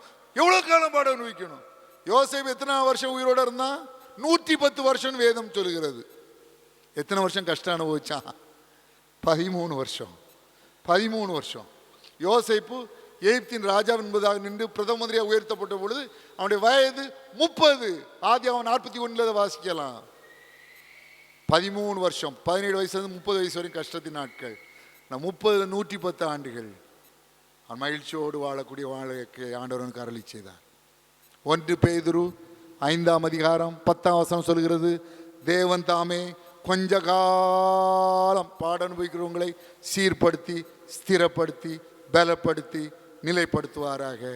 ரோமர் 8:18 சொல்லுகிறது, இக்காலத்து பாடுகள் இனி நம்மிடத்தில் வெளிப்படும் மகிமைக்கு ஒப்பிடத்தக்கவைகள் அல்ல. வெளிப்படுத்தல் 2:10 சொல்லுகிறது, 10 நாட்கள் உபத்திரவப்படுவீர்கள், ஆகிலும் மரண பரியந்தம் உண்மையாயிரு, அப்பொழுது ஜீவ கிரீடத்தை உனக்கு தருவேன். பாடுகளின் நாட்கள் கொஞ்ச கணங்கள். அப்புறம் ஆண்டவர் என்ன செய்யறார் பாருங்க. எரேமியா 31:13 சொல்கிறது, நான் அவர்கள் துக்கத்தை சந்தோஷமாக மாற்றி அவர்களை தேற்றி அவர்கள் சஞ்சலம் நீங்க அவரை சந்தோஷப்படுத்துவேன். யோவான் 16:20 சொல்கிறது, நீங்கள் துக்கப்படுவீர்கள், ஆனால் உங்கள் துக்கம் சந்தோஷமாக மாறும். ஏசாயா 60:20 சொல்கிறது, உன் துக்க நாட்கள் முடிந்து போம். Your days of sorrow will end. Your days of sorrow will end. உன் துக்க நாட்கள் முடிந்து போம். Your days of sorrow will end. Your days of sorrow will end. உன் துக்க நாட்கள், உங்கள் துக்க நாட்கள், உங்கள் துக்க நாட்கள், உங்கள் துக்க நாட்கள் முடிந்து போம். Your days of sorrow will end. Your days of sorrow will end. எப்படி நம்மளால என்ன அடிப்படையில் இப்படி சொல்ல முடியுது? ஏசாயா 53:4 சொல்லுகிறது, மெய்யாகவே மெய்யாகவே அவர் நம்முடைய பாடுகளை ஏற்றுக்கொண்டு நம்முடைய துக்கங்களை சுமந்தார். இன்னைக்கு நம்ம துக்கம் வரும் பொழுது தனியே அதை சுமக்கிறதுக்கு நம்ம அவசியம் இல்லை. நம்ம துக்கம் எல்லாத்தையும் அவர் சுமந்துட்டார். பாருங்க, 1 தீமோத்தேயு 6:17 சொல்லுகிறது, 1 தீமோத்தேயு 6 அவர் நித்திய ஆனந்தமுள்ள ஏக சக்கராதிபதியா. ஆனா ஏசாயா இயேசு பிறப்பதற்கு கிட்டத்தட்ட 700 ஆண்டுகளுக்கு முன்னதாக அவரை தரிசித்த பொழுது எப்படி தரிசித்தார்? ஏசாயா 53:2 துக்கம் நிறைந்தவரும் பாடு அனுபவித்தவருமாயிருந்தார். இந்த நித்திய ஆனந்தமுள்ள ஏக சக்கராதிபதி துக்கம் நிறைந்தவராய் மாறி போன காரணம் என்ன? நம்முடைய துக்கங்களை அவர் ஏற்றுக்கொண்டார். உன்னத பாட்டு 5:10-16 இயேசுவின் அழகை போலுகிறது. என் நேசர் வெண்மையும் சிவப்புமானவர் என்று தொடங்கி 16 சொல்லுது, அவர் முற்றிலும் அழகுள்ளவர். ஏசாயா அவரை தரிசித்த பொழுது ஏசாயா 53 கடைசி 52 அவருக்கு அழகும் இல்லை, 53 சௌந்தரியமும் இல்லை. அவரை பார்க்கும்போது நாம் அவரை விரும்பத்தக்க ரூபம் அவருக்கு இல்லாதிருந்தது. அவர் அசட்டை பண்ணப்பட்டவரும் மனுஷரால் புறக்கணிக்கப்பட்டவரும் துக்கம் நிறைந்தவரும் பாட அனுபவித்தவருமாயிருந்தார். முற்றிலும் அழகுள்ளவர். அவரை பார்க்கும்போது நாம் அவரை விரும்பத்தக்க ரூபம் இல்லாத அழகற்றவராய் மாறி போனார். சிலுவையிலே நமக்காக இயேசு பாடுகளை அனுபவித்தார். நம் துக்கத்தை சந்தோஷமாய் மாற்றியதற்கு காரணம் சிலுவையிலே இயேசு நம் துக்கங்கள் அனைத்தையும் சுமந்து கொண்டார். சிலுவையில் அவர் சம்பாதித்த ஆசீர்வாதங்களை பாருங்கள். மத்தேயு 8:17 சொல்கிறது, இயேசுதாமே நம்முடைய பலவீனங்களை ஏற்றுக்கொண்டு நம்முடைய நோய்களை சுமந்தார். கலாத்தியர் 3:13 சொல்கிறது, மரத்திலே தூக்கப்பட்ட எவனும் சபிக்கப்பட்டவன் என்று எழுதியிருக்கிறபடி கிறிஸ்து நமக்காக சாபமாகி நியாயப்பிரமாணத்தின் சாபத்திற்கு நம்மை நீங்களாக்கி மீட்டு கொண்டார். கொலோசியர் 1:20 சொல்கிறது, அவர் இயேசு கிறிஸ்து சிலுவையில் சிந்தின இரத்தத்தினாலே சமாதானத்தை உண்டாக்கினார். சமாதானத்தை உண்டாக்கினார். நமக்கு சமாதானத்தை உண்டு பண்ண ஆக்கினை அவர் மேல் வந்தது என்று ஏசாயா 53:5 வேதம் சொல்லுகிறது. இயேசு ஏன் மனிதனாய் வந்தார்? கலாத்தியர் 2 எபிரேயர் 2:14-15 சொல்கிறது, பிள்ளைகள் மாம்சத்தையும் இரத்தத்தையும் உடையவர்களாக இருக்க அவரும் அவர்களைப் போல மாம்சத்தையும் இரத்தத்தையும் உடையவரானார். மரணத்துக்கு அதிகாரியாக பிசாசானவனை தம்முடைய மரணத்தினாலே அழிக்கும்படிக்கும் ஜீவ காலமெல்லாம் மரண பயத்தின் அடிமைத்தனத்திற்குள்ளானவர்கள் யாவரையும் விடுதலை பண்ணும்படிக்கும் அப்படியானார். சிலுவையில் இயேசு சம்பாதித்த ஆசீர்வாதங்கள் நமக்காக, எனக்காக, உங்களுக்காக, உனக்காக, நம்முடைய பிள்ளைகளுக்காக, நம்முடைய சந்ததிக்காக. அதனால தான் ஆண்டவர் சொல்றாரு, என்னிடத்து அன்பு கூர்ந்து என்னுடைய கற்பனையை கைகளுக்கோ 1000 தலைமுறை மட்டும் இரக்கம் செய்கிறவராக இருக்கிறேன். நம்ம என்ன செய்யணும்? ஆண்டவரே, எனக்காக சிலுவையிலே பாடுகளை பட்டீரே, நான் என்று உமக்கு நன்றியுள்ளவனாயிருப்பேன். இனி நான் பாவம் செய்ய மாட்டேன். இனி நான் உமக்கு பிரியமான வழியில் நடக்க மாட்டேன். நீர் சொன்னதை செய்வேன். இந்த வேதத்தை வாசித்து வாசித்து வாசித்து உம்முடைய விருப்பத்தை அறிந்து கொண்டு அதன்படி நடப்பேன். என்னுடைய பிள்ளைகளையும் அவ்விதமாய் நடத்துவேன் என்று ஒப்பு கொடுக்கும் பொழுது நம்முடைய துக்கம் எல்லாத்தையும் அவர் சந்தோஷமாய் மாற்றுவார். காலம் பூராவும் நம்மளை கண்ணீர் வடித்து வேடிக்கை பார்க்குற ஆண்டவர் இல்லை. வேதத்தில் ஒரு மனிதனை கூட அவர் அப்படி வேடிக்கை பார்க்க விட்டதில்லை. கொஞ்ச காலம்தான் கஷ்டம். அந்த கஷ்டத்தை மாற்றும் போது நித்திய மகிழ்ச்சி உங்கள் தலையின் மேல் இருக்கும். சஞ்சலம் தவிப்பும் ஓடிப்போம். சஞ்சலம் தவிப்பும் ஓடிப்போம். நம்ம ஜெபம் பண்ணலாம். இந்த உபவாச ஜெபத்தில் உங்களுக்கு ஒரு பிரச்சனைகள் எல்லாம் அவருடைய சமூகத்தில் கொட்டுங்க. கர்த்தர் மேல் உன் பாரத்தை வைத்து விடு, அவர் உன்னை ஆதரிப்பார். நீதிமானை ஒருபோதும் தள்ளாட ஒட்டார். இயேசு உங்களை விசாரிக்கிறவரானபடியால் உங்கள் கவலை எல்லாம் அவர் மேல் வைத்து விடுங்கள். நன்றி, நன்றி இயேசு சுவாமி, கொடுத்த வாக்குத்தத்தத்திற்காக நன்றி, நன்றி, நன்றி, நன்றி, கொடான கொடி நன்றி. வியாதி உள்ளவர்கள், வியாதி உள்ளவர்கள், வியாதி உள்ள இடத்திலே உடைய கரங்களை வைத்து விசுவாசத்தோடு ஜெபியுங்கள். நீ விசுவாசித்தால் தேவனுடைய மகிமையை காண்பாய். நீ விசுவாசித்தால் தேவனுடைய மகிமையை காண்பாய். வியாதி உள்ளவர்கள் வியாதி உள்ள இடத்துல கடைசி ஜெப வேளை. ஒருவரும் வேடிக்கை பார்க்கும் நேரம் அல்ல, ஒருவரும் வேடிக்கை பார்க்கும் நேரம் அல்ல, ஒருவரும் வேடிக்கை பார்க்கும் நேரம் அல்ல. வியாதி உள்ளவர்கள் வியாதி உள்ள இடத்திலே கரங்களை வைத்து என்னோடு சேர்ந்து ஜெபியுங்கள். குடும்பத்திலே சமாதானம் இல்லாமல் தவிக்கிறவர்கள், சமாதானத்திற்காக ஜெபிக்கிறவர்கள், இருதயத்திலே உடைய கரங்களை வைத்து ஜெபியுங்கள். வல்லமை உண்டு உண்டு, அற்புத வல்லமை இயேசுவில் இரத்தத்தால். வல்லமை உண்டு உண்டு, அற்புத வல்லமை இயேசு கிறிஸ்துவின் இரத்தத்தினால். வல்லமை உண்டு உண்டு, அற்புத வல்லமை இயேசுவில் இரத்தத்தால். வல்லமை உண்டு உண்டு, அற்புத வல்லமை இயேசு கிறிஸ்துவின் இரத்தத்தினால். There is power, power, wonder working power in the blood of the Lamb. There is power, power, wonder working power in the precious blood of the Lamb. Hallelujah. There is power, power, wonder working power in the blood of the Lamb. There is power, power, wonder working power in the precious blood of the Lamb.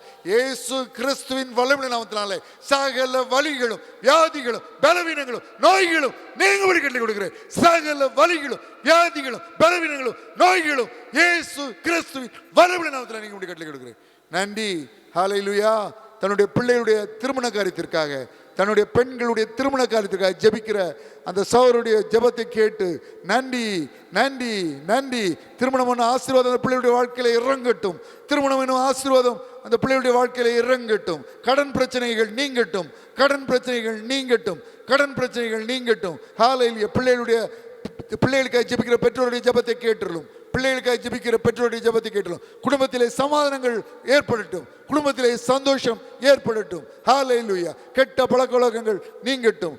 ரட்சிக்கப்படாத குடும்ப உறுப்பினர்களுக்கு ஜெபிக்கிற பிள்ளையுடைய ஜெபத்தை கேட்டு ரட்சிப்பை கொடுத்துடணும். குழந்தை பாக்கியம் ஆசீர்வாதத்தை காத்திருக்கிற பிள்ளைகளுக்கு இந்த பாக்கியத்தை தரும். வேலை என்னும் ஆசீர்வாதத்தை காத்திருக்கிற பிள்ளைகளுக்கு இந்த பாக்கியத்தை தரும். திருமணம் என்னும் ஆசீர்வாதத்தை காத்திருக்கிற பிள்ளைகளுக்கு இந்த பாக்கியத்தை தரும்.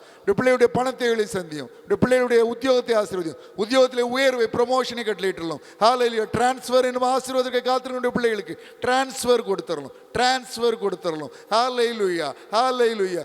வயல் வேலைகள் ஹalleluya ஹalleluya. உடைய பிள்ளைகளுடைய நிலபுலன்களை ஆசீர்வதியும், உடைய பிள்ளைகளை ஆஸ்திகளை ஆசீர்வதியும், மிருக ஜீவன்களை ஆசீர்வதியும், சந்ததியை ஆசீர்வதியும், சந்தானத்தை ஆசீர்வதியும். நன்றி நன்றி நன்றி நன்றி இயேசு சுவாமி, நன்றி இயேசு சுவாமி. வியாதிகள் நீங்கட்டும் இயேசு கிறிஸ்துவின் வல்லமையுள்ள நாமத்தினாலே. பிள்ளையுடைய சரீரங்களில் இருந்து எல்லா வியாதிகளும் நீங்கட்டும் இயேசு கிறிஸ்துவின் வல்லமையுள்ள நாமத்தினாலே. பிள்ளையுடைய சரீரங்களில் இருந்து சகல வியாதிகளும் நீங்கட்டும் இயேசு கிறிஸ்துவின் வல்லமையுள்ள நாமத்தினாலே.